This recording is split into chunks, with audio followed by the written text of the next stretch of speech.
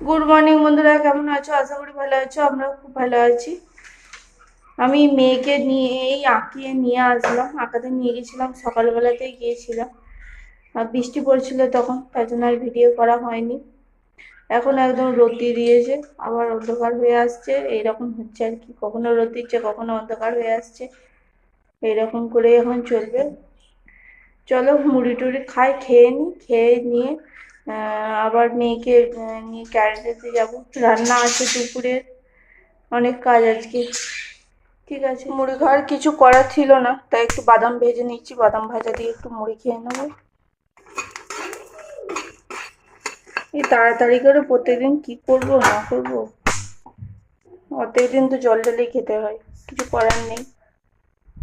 ঠিক আছে, চলো।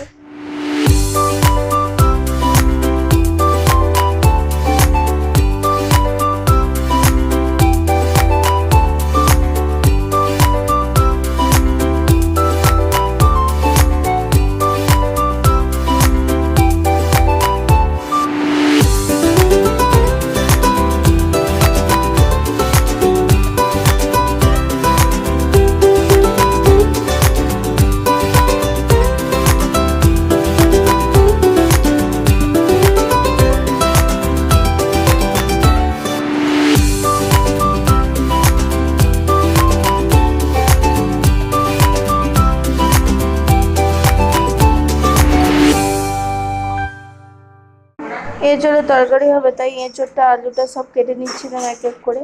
এখানে এঁচোড়টা কাটা হয়েই গেছে, তাই জন্য আলুটা কেটে নিচ্ছিলাম। ঠিক আছে, চলো দেখতে থাকো পুরো ভিডিও, আশা করি ভালো লাগবে। আজকে তেমন কিছু রান্না করব না, এই যে আলু ভেজে নিয়েছি এঁচোড়ের, আর এই যে এঁচোড় কাটা আছে, আর এখানে হচ্ছে মশলা কষানো হচ্ছে। এঁচোড়ের তরকারি আর হচ্ছে কালকের একটু ভাজা আছে, ওই সব দিয়ে একটা মাছের তেল দিয়ে একটা ভাজা করেছিলাম, সেই ভাজাটা আছে।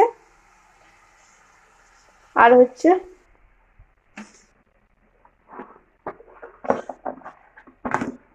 এই যে পমফ্রেট মাছ ফ্রাই করব, ব্যাস।